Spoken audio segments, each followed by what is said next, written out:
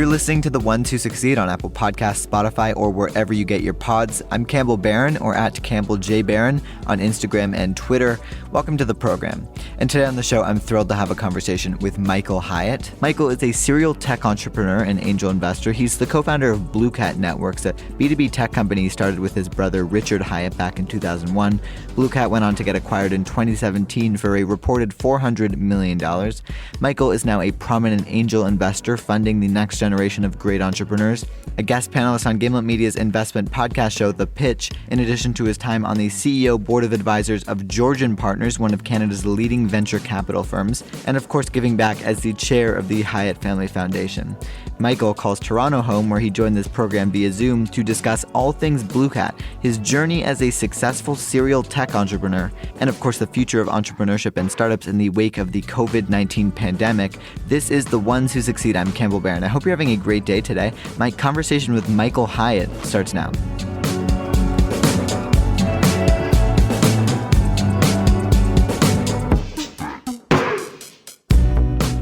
First of all, if you can introduce yourself, who are you and what do you do and what's your origin story? So I'm Michael Hyatt. I'm an investor and entrepreneur. I founded a few companies. I sold a few companies, and I spend my time with our family office and our foundation, and we do a lot of philanthropy work. And I invest in private equity companies, venture capitalists. I direct angel invest in real estate. We buy a lot of stocks and that kind of stuff. So we just a general purpose investing. So I spend my time looking at deals and meeting new people and hearing very interesting things. One of your biggest wins to date was a company you started in 2001 called Bluecat, and which later went on to get acquired, which essentially led you to the work you're doing now with angel investing and your family office. And I have a bunch of questions about this because I've listened to previous interviews with you, and when doing some reading too, it seems like this kind of changed your perspective on an outlook on success after you achieved it. And I want to get into that. But first of all, what is Bluecat? What was the inception story? And then I have some questions I want to ask afterwards. Well, my brother and I started even a software company before that, and we went and had two at the same time, and we sold both of them. But Bluecat, with the inception, it was after the dot-com implosion, and it's hard to imagine and explain this to people. But prospectively, in the early 2000s, there was this incredible demand for this internet thing, and everybody just went crazy for it. But there was really only about 80 million broadband subscribers on the planet by 2001. So there wasn't really enough of people using and running and doing stuff on the internet and buying commerce to really make it valued as much as the stocks were saying it was valued. It was also like the stock market was in a mania. I think the stock market, Mr. Market, was saying, look, this is going to be big, but we just got way ahead of ourselves. The crash happened in about March 2001 when literally everything imploded, and every stock that you could imagine went down 75%. Yeah. Sometimes many pence went to zero. And people came on the news and said, you see, this internet thing is a silly childhood thing, and really you should have bought Sears and bricks and mortar companies. It's a fad. It's a fad. And the one thing I was struck with my brother was, Rich, I said to him, do you want to lose your phone? Or do you want to lose your email? No, there was no real texting back then, and there was no social media, there was no Wi-Fi around. But we both answered that we would rather lose our phone and we would rather keep our email. So we kind of just thought that, the evolution of communication was going to stay. And that sounds like so obvious now, but it was not that obvious back then. We always look back in the past and think things were obvious, but it was not obvious then. Yeah, I mean, for sure. If I dial you back this year and I say, listen, there's a virus coming probably out of Wuhan, China in January, and it is obvious it's going to shut down the United States, you would say, it's not obvious. And if it was, you would be, a very rich person if you could buying Zoom stock. Well, yeah, and about, 100 others, and I think that, so we started this company out of the dirt, which was just like everything was destroyed and the data center being shut down, or not shut down, but people are being fired. A tremendous amount of firing was done in the industry. Mm-hmm. I mean, and we started a company at a terrible time. And I think starting companies at terrible times is a really good idea because essentially you're ignored by competitors. There's a lack of competition. You have time to kind of get your business going. You're actually given a kind of in golf analogy, a few mulligans. You're given a few chances because, it's not like hyper competitive because everybody's trying to pull up their own pants. They're not there to compete with you. And big companies aren't trying to crush you because they're just trying to figure out how to make their next quarter, So it's not as obvious. And so we started a company in a very, very tough time. You couldn't get venture capital because the internet was over. So we just bootstrapped it in the beginning, which was incredibly beneficial to us later when we sold the company, because most people start a company and give up like 40% of the company in the first 2 years. And we never did that. So Right. It was a great on our exit. Because you had no other option, but it worked out in the end. Yeah, and you would have wasted a lot of time trying to raise capital in very punitive terms. So we just built a server and we just got going with it. And it turned out really good for us long term. But listen, whenever you start a company, you should be in your mindset, I'm going to be in this thing for 10 to 20 years. And that's how you should see a company. I don't think the great entrepreneurs you see get up every day and go, I won't be in this for my life or whatever. I mean, people always talk about selling their businesses really fast. And I think that's like buying a piece of real estate and saying, okay, I'm going to sell it next year. I guess you could, and I guess you could make money in some markets, but most people don't make money in a year in real estate or 2 or 3. Yeah. You have to be in a market in a major metropolis for 5 or 10 years to make good money. There's patience involved. It takes time to build these companies. I think it's very important that you're saying that, because there's a lot of get rich quick schemes that go around these days, and a lot of people interested in entrepreneurship for the wrong reasons. Entrepreneurship is very difficult. It's very lonely. It's very hard being a CEO. It's very hard being a founder. There's something called YPO, this Young Presidents Organization, where a lot of people join it. And essentially the reason to join it is to get around the table with other people that are lonely. I mean, I'm serious. Like, it's that hard. I mean, you could commiserate on how painful it can be. It's a very painful thing to become a founder and to build a company. You're never universally liked. I mean, when you're in charge, you have to do something for the good of the people and the shareholders and everything else. And you'll be criticized no matter what you do, And you mentioned something, that you decided to bootstrap it in the early days because it would have been a waste of money to go and raise money. And I've actually gotten emails from people who listen to this podcast and quite a younger audience saying, how do you raise venture capital? I listen to all these VCs on your podcast. I have this idea. I got to raise venture capital. And would you say that for most people who want to start businesses, especially during a pandemic, bootstrapping it and getting some customers in the early days would be a smarter move strategically? Yeah. So I think people, it's really interesting. The past 10 years, people have been in la la land. Okay. Because after 2008 collapse, by the time you got to about 2010, 11, by the way, 2011, all of the collapse of 2008 was back. Just so you understand prospectively crashes. In 1929, when the stock market crashed, stocks didn't come back to 1954. It took the NASDAQ. If you go back to the crash of the NASDAQ in 2001, the crash of that NASDAQ didn't come back till I think it was only 5-6 years ago or something. It was a long time to get back. But the entire market came back in 3 years. And the last crash, this crash that you just saw, came back in 4 months. Interesting. In the past 10 years, it's only been cheap money. And how do I know it's cheap money? Because the interest rates are the price of money, and they've rocketed to essentially near zero. And in 200 years in the United States, you just take a look at it, it's the lowest price of money ever in the history of raising capital. It would be very hard to raise capital 20, 30, 40 years ago because the price of money was much higher. It was more difficult. There wasn't all this leverage and stuff you could do. I mean, there's 3,000 private equity firms in the US. There's so much money out there. So when you start with this idea that you're having trouble raising money, the problem almost every single time is you and not the price, because money just follows kind of a greedy path where it needs to go. However, if I were to kind of give you advice as an entrepreneur, your job, if you want to raise money, you need to stop for a second, sit back from the table, and then put your investor hat on and understand one key concept to raise money. Your job is to de-risk the deal.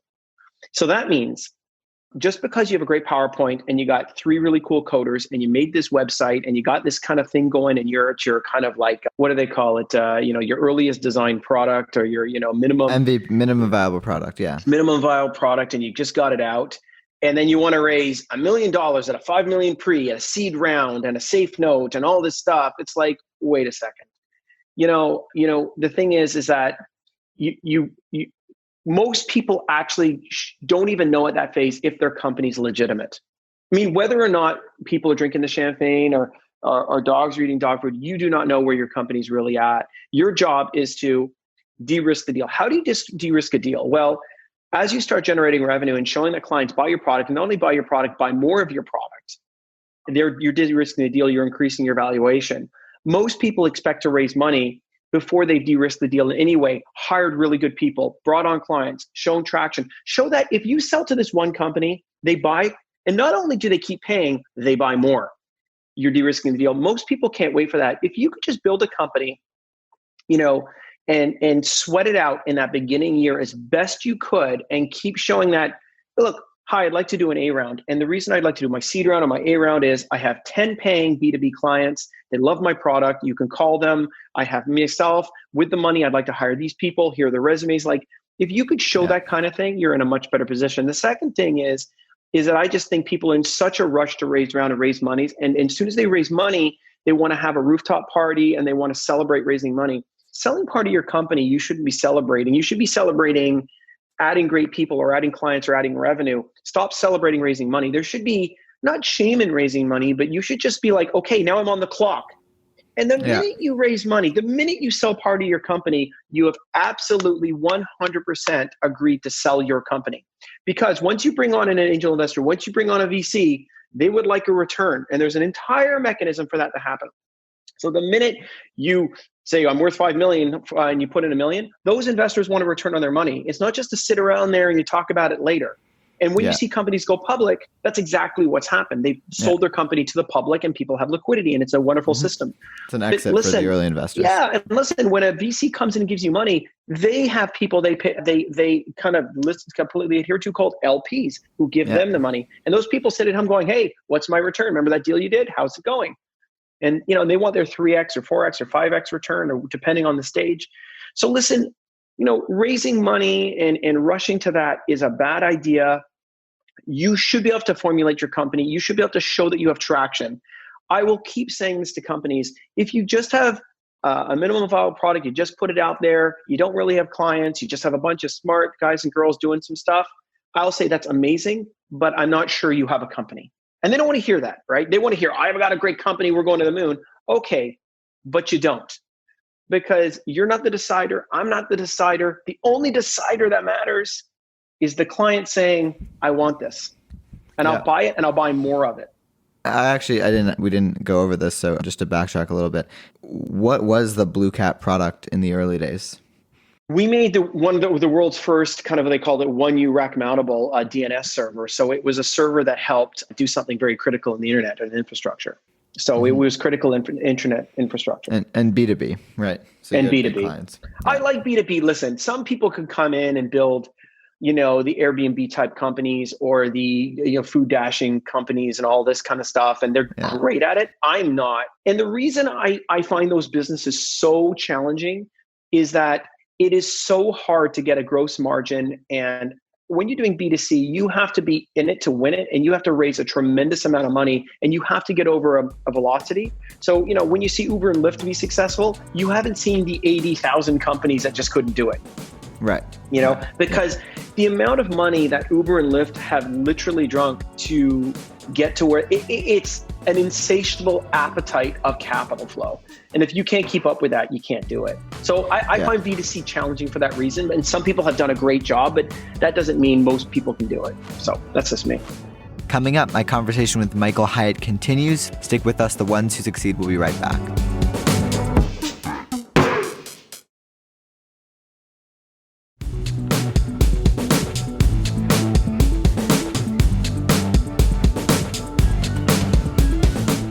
Welcome back to The Ones Who Succeed and my conversation with serial tech entrepreneur Michael Hyatt. So we're going to jump right back into that conversation.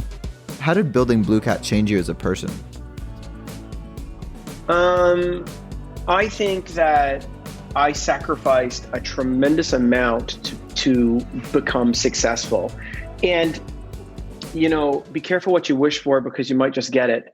And I think that's a line off of a Chris Daltrey song. And because I just heard it, I'm like, God, that's so true. So I went out and almost kind of asked the universe for this and worked really hard and got it. But the sacrifice that I made to become really successful and all that stuff, I would say was tremendous.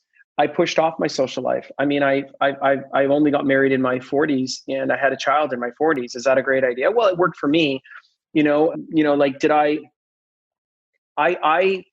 I sacrificed so much. And there's this thing that so many of your listeners probably do as well. And I did. And it's a trap, and it's a dangerous trap, which is, okay, you go, okay, when I get $1 million, I'm going to be like, okay, I'm okay. So you get to that mountain. And then you look on that mountain, you see a little mountain over there. It's called the $5 million mountain. And you're like, you know what? I'm going to get to the $5 million mountain. When I got 5 million in my bank account, I'm like cruising. So you go crazy and you get up that mountain. You're like, what's over there? Oh, it's a $10 million mountain. You cruise up that one and you keep cruising up mountains and it never stops. There's a Samuel Beckett play. It's very famous called Waiting for Godot, and Godot never comes. And literally you just keep going up mountains and then you keep getting to the top of these mountains and you get to the top of these mountains that, you know, you start asking yourself, what's the difference between this amount of money and that amount of money? And you realize, you know, whether you like it or not, you give away everything in your life anyways because you're dead, you know, take it with me. I know that kings and pharaohs in the past would want to kill their armies or kill their animals and bring them with them to the afterlife. Probably a bad idea. And I just think that I wasn't sure when I got to so many hills so far ahead, I just started wondering myself, it was very lonely. Yeah. You know, and I'm not sure. And where does this end? Well, there's another hill. And I'm like, at some point I go, I think I'd like to have some children. I think I'd like to live on through my kids. I'd like to be a dad. I'd like to have a life. And I was, you know, I had multiple broken relationships and I was with, I mean, you're a very young guy, but you know, like I was just, you know, I would date women. I'd live with women. I never felt they understand me because I'd be like, you know, on the phone all the time, working my ass off. And they'd be like, you know, they wouldn't understand that I was always I wake up every day and I have an elephant sitting on my chest. And it was a huge number with all this money from Bluecat, my other companies, my other investments. And there was this gigantic, and it never went away. Never went away on vacation, never went away at Christmas, never went away at Easter, never went away at any time.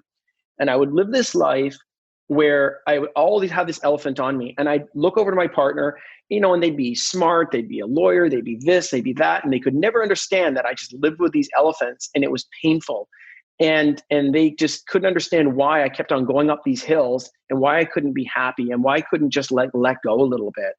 And I think the mistake I made was I just had this, I was maybe a survivor from all this medical stuff. And I just kept on driving and driving and driving and driving. I never knew when to stop. And I got to a point and, you know, I burned out, you know, in my late 30s, early 40s. I was just like, okay, I give up. Like I'm tired. Mm-hmm. And naturally, you know, biology takes over and you're just like, what's this all about? You know? Mm-hmm. Well, I mean, I talked to someone early on in season 1 who told me that being an entrepreneur is a little bit like being punched in the face every day. And, you know, at the time, it's a little bit misleading, right? Because I've heard of many interviews and perhaps rolled my eyes where people are like, you know, don't be an entrepreneur. It's a disaster. It's not like if you have the choice, don't do it. And then I realized later on in life that that's just filtering out the posers, because anyone who has no other option and anyone who like truly does want to be an entrepreneur is just going to push that advice to the side and actually do it. And so I've often heard you compare startup founders to Olympic athletes, with the main difference being that Olympic athletes know what they're training for, the big event. I mean, usually COVID, I guess, changes that, but startup founders don't. And so what do you mean by that? And if Olympic athletes have all these support staff and coaches and diet plans, etc., should entrepreneurs running high-profile companies or just startups in general focus on taking care of themselves in a similar way? What I meant by that is that, you know, when the Olympics is, there's a defined date. Although I think with COVID right now, they've pushed it back in Japan. But I think that, you know, you never know when the end of the tunnel is. You never know when you're going to sell your company, take it public, stop doing it, replace yourself. There is no necessary end. So you're just going down a tunnel. There's no white light. You just keep going. And the ones that win are the ones that have tremendous perseverance. The only thing I can assure you that luck does play a part of entrepreneurship, but the number one thing that defines entrepreneurs is literal perseverance. And even if you persevere, it doesn't mean you're going to make it. I see plenty of people on these Dragon's Den or Shark Tank shows that get on there and they've been doing something for 22 years and they've been persevering and they're wrong because no one's probably been candid enough with them. But I think being an entrepreneur is a very lonely, long path, and you've got to like strap on and get ready for some very, very difficult things. You know, There's people out there that have like a good marriage, 2 kids, a home, a bit of a mortgage, a minivan, a good life. Both mom and dad or both parents are working and everything's good. And then one parent says, I'm going to start a company. And everybody romanticizes around that. And the horrible part is the one parent will get this idea. They're not an entrepreneur, but they'll get this idea and they'll go around all their friends and family and they'll say, here's my idea. I'm going to start a company. And they'll be like, and all your friends and family, it's kind of punishing, say things like, which is really useless, like, oh my God, that's amazing. I love it. Oh, that's so cool. When it comes out, I'll buy it, right? That's not helpful. I always tell people, go ask your friends and family for $5,000 to invest in your idea. And suddenly they'll tell you the truth, right? Because I think that we do a disservice to many people telling them that they should jump ship, become an entrepreneur. I think like 1 out of 10 people should be an entrepreneur, really. And most people don't have the risk or the stomach for it. And they should collect a paycheck on the 15th and 30th and just call it a day. Like, just don't do it. Just don't do it.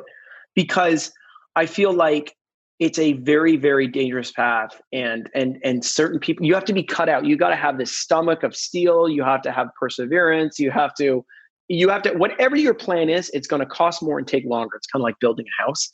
And you're just going to be wrong. You're going to be told everything you've said about the finances of your company are going to be wrong. I don't know which way you're wrong, but you're probably going to be wrong. Your hockey stick is not going to work out. Your patents are going to get delayed. Someone's going to sue you. Someone's going to leave you. Some VC's not going to come up with the money that you wanted.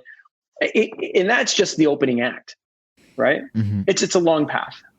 Mm-hmm. And if Olympic athletes have support staff and coaches, etc., do you think entrepreneurs should be, I mean, I guess how, because I think I know the answer to this, but how could an entrepreneur help take care of themselves during kind of the long haul? There's only 3 things you need to do as an entrepreneur if you want to make it. There's only 3 things you need to do, and that's diet, sleep, and exercise. Because if you don't think you have to take care of your engine, you're falling apart. Like literally your diet. Like literally just honestly, just be careful what you eat. Don't eat crap food because you're literally your brain, your body doesn't work well with crap. Like the horrible part about my friends that build companies on the road and they're traveling all the time, they grab a hamburger here, a hot dog here, a pizza here, and they just pack on weight. And it's like, great, you're really rich now, but you're diabetic and you can't barely get out of bed. You're all like, what did you do? Like, where did you achieve this? Where's your discipline? At what expense? Yeah, like, I'd stay in these cheap hotels and I'd go down for the free breakfast, or the free breakfast looked like poison to me. Like, I was like, oh God, what is this, right? Like, I kept diet really strict. I guess I was a little too wound up about it. Sleep. I get my sleep. I go to sleep and that's the whole thing. If you can't try to get that 7 or 8 hours every night, mm-hmm. like you need at least 7 and your brain won't function. So diet, sleep, and exercise. Take the stairs. Take the stairs everywhere you go and walk more. You don't have to go pump iron. You don't need to be Hans and Franz on SNL. You don't know that joke yet, but you have to go back for that one. But you just need to like walk more, take the stairs, be smart about it, count your steps. You don't have to overdo it on diet, sleep, and exercise. But if you think you're going to build a company without that, you're gonna. Have you ever seen, you ever see Barack Obama, take a picture? They have a split screen of him when he entered office and then exited office. He looks, the amount of stress they throw on this guy. Now, the president is one of the most stressful jobs you can ever have. So, but he literally pushes him ahead, not 4 or 8 years, like 20 years, like this. Mm-hmm. The stress that you take on as an entrepreneur is like crushing. And the only way to keep it off you is to deal with it through diet, sleep, and exercise. There is actually no other way. And so as someone who's an active member of the, startup ecosystem, EdTech and the education system right now is talked a lot about. Many people say it's due for a major disruption. What is your stance on this? Do you think if you are an entrepreneur, do you need a formal post-secondary education? What are your thoughts?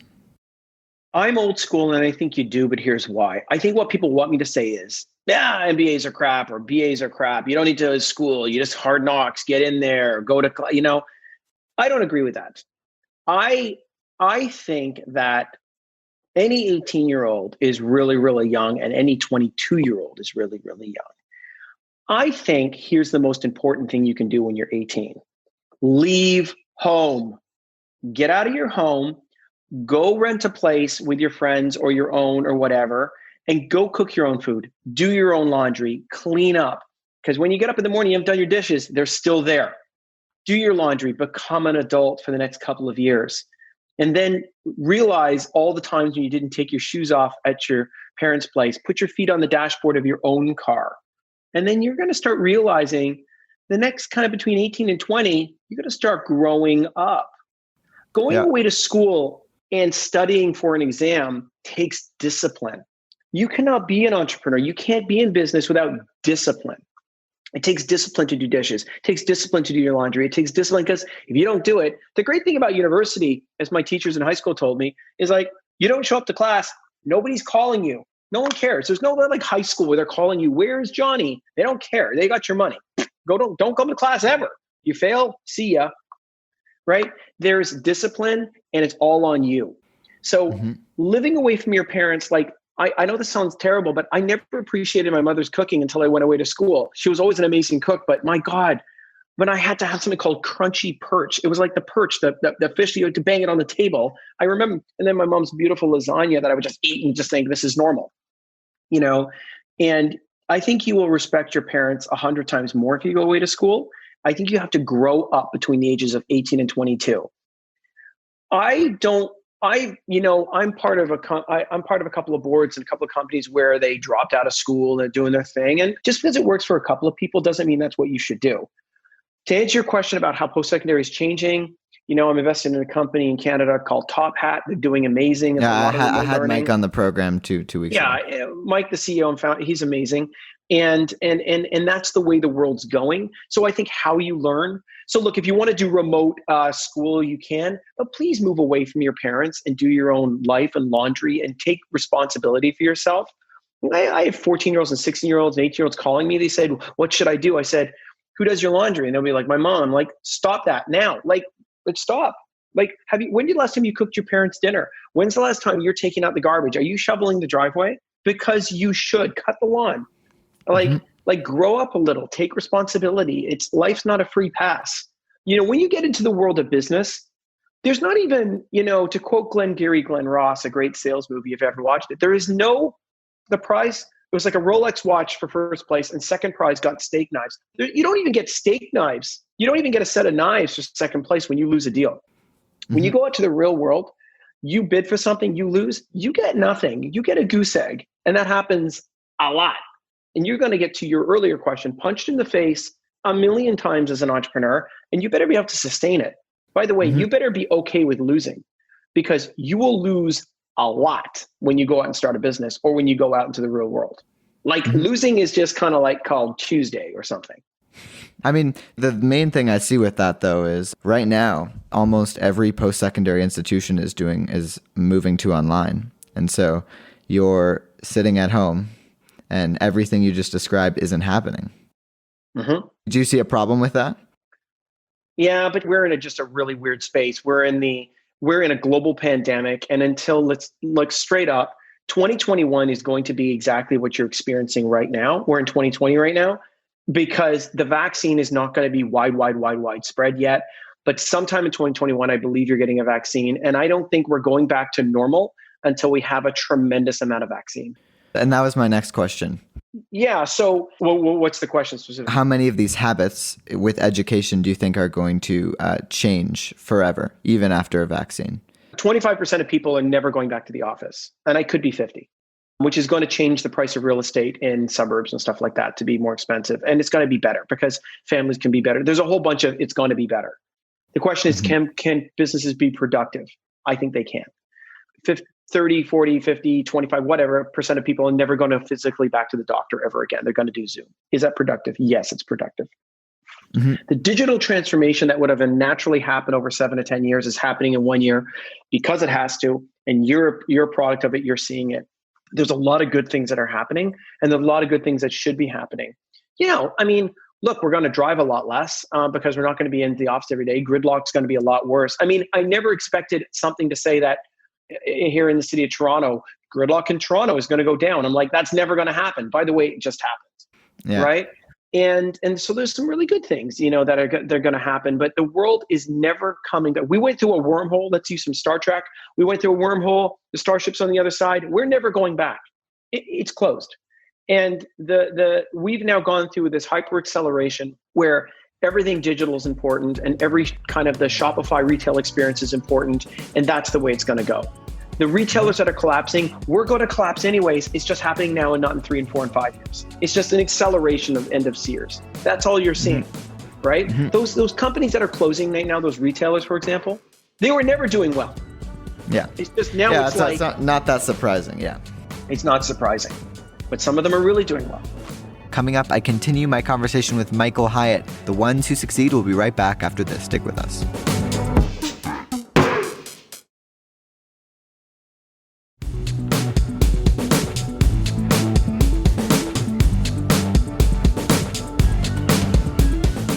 This is The Ones Who Succeed. I'm Campbell Barron. Welcome back to the program. And I'm joined by serial tech entrepreneur and angel investor Michael Hyatt. So we're going to jump right back into our conversation.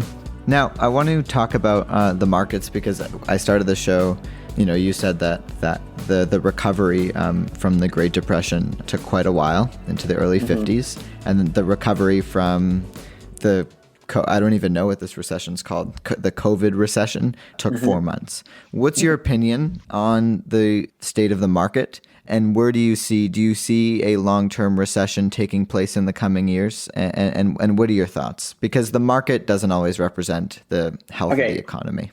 Well, look, the stock market, and as we're having this conversation, I believe the Dow is almost at an all-time high now. The NASDAQ is at an all-time high. Every day it's breaking. And the markets are good. Markets are really efficient and mainly good for big companies. Okay. In the fact that we're smart guys and we bought Shopify, we bought Fastly, we bought all these cool stocks that have gone up and all this, great. That has nothing to do with Main Street. In fact, we have a tremendous problem where we have a tremendous separation from, why, for example, do we see more COVID in poor areas? Well, because they can't work from home and they've got to take the subway, they've got to take transport. They're forced into a situation where they're going to attain it, right? So it's doubly as bad. And I would say right now, as we're having this conversation, we are absolutely in a very bad recession, just by definition of how many people are out of work. The only reason you don't see absolute destruction in Canada and the US is in Canada, we've done a very efficient job of pumping out money through something called CERB, or we've been backing up salaries. And in the US, until recently, they're giving people $600 a week. That goes away. I think you see a very, very tough economy. And I'm not sure it can go away in certain places. And here's the reason why. If we're saying to companies, you can't open, that's different from a recession. A capitalism was never meant to be stopped. Yeah. But I think now we're in phase 3 in a lot of places of opening. But look, I went out to dinner last night to our favorite restaurant next door. We always sit outside and it's isolated, and they were full, but full at maybe 50% or 30% of the capacity where they could have been, right? Can they survive? Maybe, right? Do I want to go to a packed restaurant without a vaccine? No way. Will I go inside? No way. Am I going to go on an airplane? For example, I was thinking of taking a vacation with my family. Let's go to Hawaii. The business class seats are so cheap, it's ridiculous. But I have to get on that plane and wear a mask and a shield for 12 hours with a baby. I'm I have to dress up like Boba Fett for friggin' 12 hours, right? So the inconvenience is large. I don't think, I said I don't think air travel is coming back to 2022. It's probably 2023. And I think that this world that we're changed in is going to be very, very difficult when we actually stop flooding Main Street with money. And I do believe we should have flooded Main Street with money for the simple reason we told them you cannot work. We didn't tell them it was a recession. We said we're shutting your company down. Yeah, you're physically not allowed to operate. Yeah. So look, I'm conservative. I don't like printing debt and all the rest of it. But listen, if there's any time to flood the market with liquidity, it's when we say we're going to shut your company down. And by the way, if we don't push money to Main Street, you don't want to live in that world. That's a very, very bad situation for everybody. And anybody that is all pious, like we should stop this, stop that, is just full of crap. I might be conservative, but I'm not stupid. And I'm telling you that if we don't get money to Main Street efficiently and we don't help people get back to work and properly, it's a problem. The bigger problem we have right now, we're having this conversation, is that there's very low belief in government in the United States, but there's high belief in government in Canada and in Europe. So what you're actually seeing is an explosion of COVID in many, many states because people just don't believe it's real. People don't believe a mask works. And they say things like, stupid things like, it's about freedom. What's not about freedom? It's about a virus, and virus doesn't care about your freedom. It'll just infect everybody. And you can talk like this all you want. And we had the same kind of stupid conversations going on in 1918 in the Spanish flu. It killed a lot of people. We saw the same kind of silliness and the same type of rhetoric until everybody just wears the mask and isolates, or we have a vaccine, which is still going to take probably another year to get it everywhere. We are going to see an explosion of this virus if people don't take it seriously. And the countries where they believe, look, here in Canada, I don't agree with our prime minister. And I think a lot of people don't even agree with our premier, right? But at the end of the day, they're doing the right things. And we believe that we should wear a mask, and we believe that we should isolate. We believe that we should wash our hands. And we're doing it. Yeah. And they're doing it. And look at Germany. Yeah. Look at people don't always like Merkel. People don't always like people in Boris Johnson, but they're like, oh, it took Boris Johnson going to the hospital to take it more seriously. Yeah. But like Europe said, like Europe's doing well because they don't maybe like their government, but they believe their government. Now we'll go to America, the largest economy in the world. It is so big, the economy of the United States. It's as big as 27 member states of the EU. Right? Wild. It's the most important it's the most important currency in the world, the largest military in the world, the most amount of arid farmland. Like I could just keep going on how big and important the US is, and they just don't. 50% of that country at any one time doesn't believe the coronavirus exists, or I don't know, something silly. It's a hoax, and it's a silliness. And it's like, I think the world is looking at them saying, my God, if you just all wore a mask for 30 days, we would get through this. But they don't. And that's why we're in this situation. So to go back to the economy and why I went on this rant, at the end of the day, if we don't do the right things, the virus is going to punish us and the economy can't open. So for example, we get to a place in New York where we can open up restaurants again and have some economy going. New York is actually doing so well. And what they're doing, they're putting checkpoints everywhere because they know one thing, that they can just go right back up and they're going to have to shut everything down again and destroy their Manhattan economy and everywhere else again. If people, they're actually so far ahead of the curve, New York, right? Because they've done the right things. And New York's problem isn't New York. New York's problem is people like coming up in Florida and saying, this is great, and like I have a home in Florida. And I remember when this was all going on, I went across the street from me. They had a big St. Patty's Day party. Everybody believed in Florida when I was there in March that, when the summer comes, it's all going away, or this is a Democrat hoax or something silly. And I struggle because they are going to have to lock down these states again. Whether they like it or not, they're going to lock down somehow. And that's what's going to cripple the economy, is the fact we can't do commerce, right? In Canada, we're a very small country, and 70% of all our trade is with the United States. And if they're going to shut down, we can just sit there doing this. But when can we open our border? We can't open our border until they get their head screwed on right, or there's a vaccine. And right now, it's a vaccine.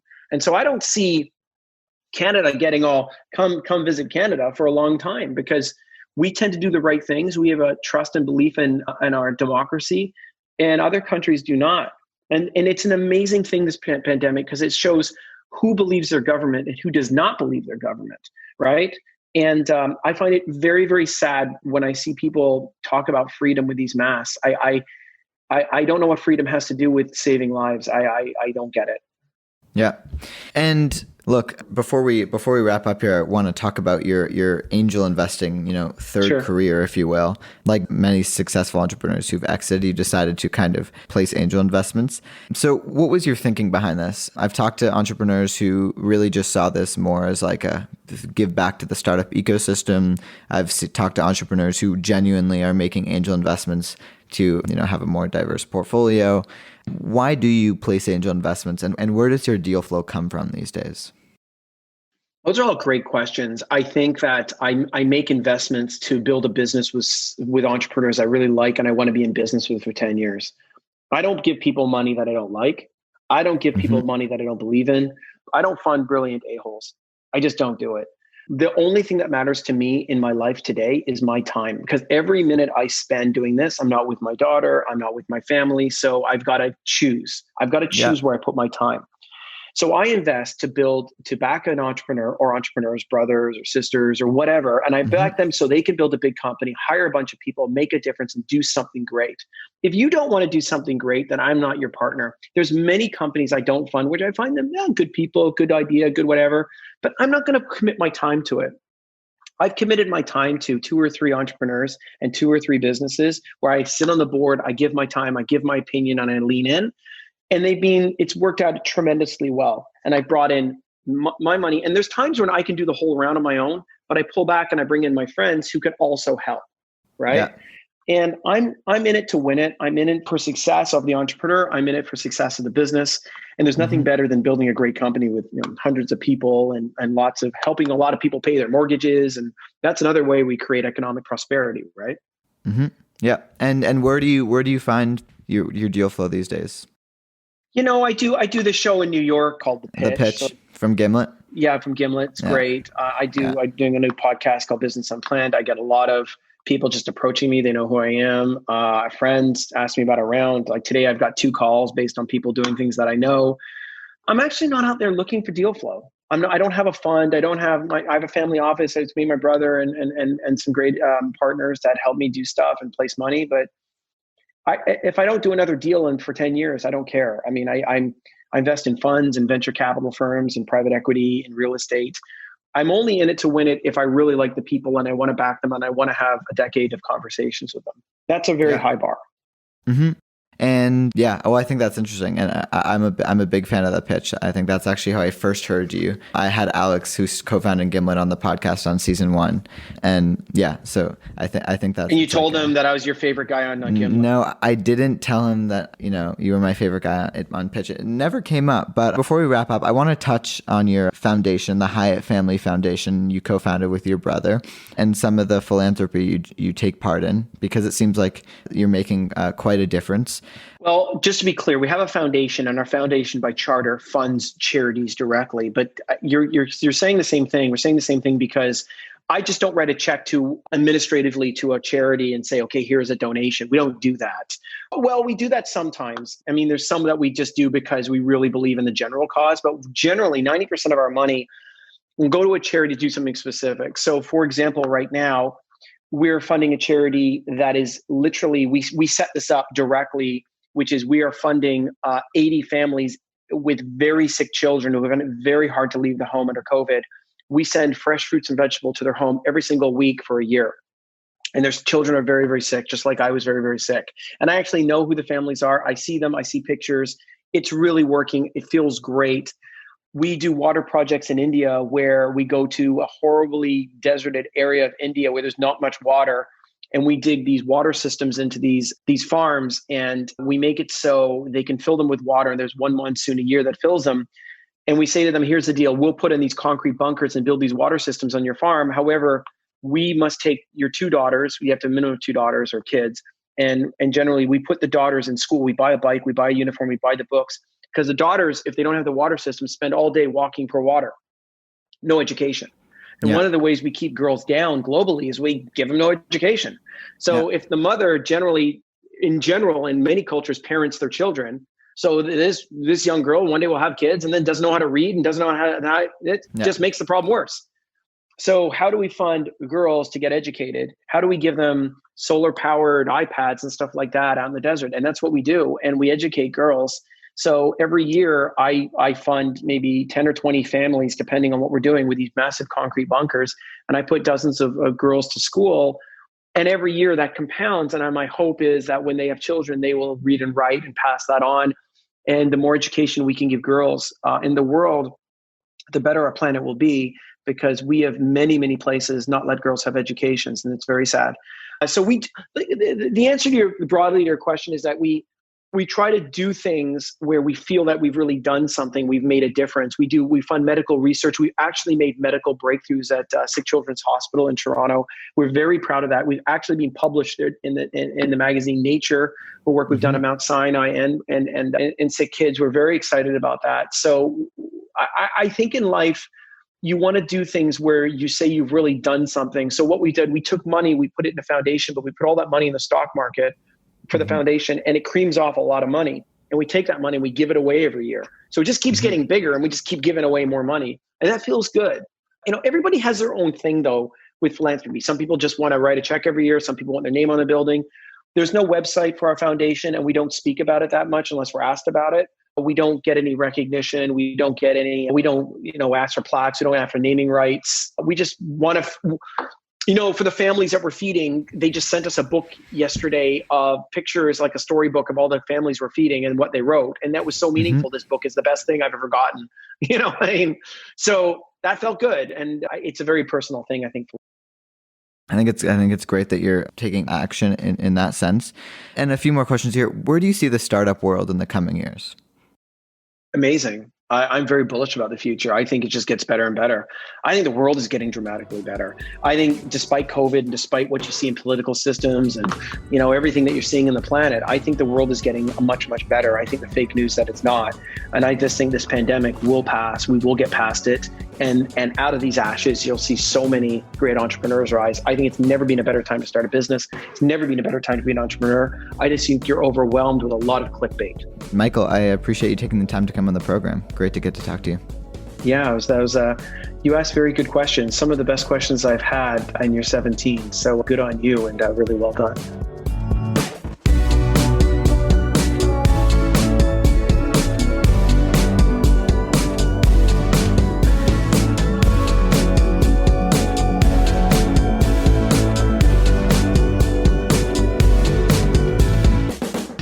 That's Michael Hyatt, one of the ones who succeed. Thanks for listening. If you enjoyed this show, it would be amazing if you could leave us a review on Apple Podcasts. It really helps us out. Or why not tell a friend? That also helps new listeners discover the show. I really appreciate it. If you want to see clips from the show and stay up to date with what I'm working on, you can follow me on Instagram, Twitter, and TikTok at Campbell J. Barron. You've made it to the end of the show. Thanks for listening. I'm your host, Campbell Barron, and I'll be back in no time.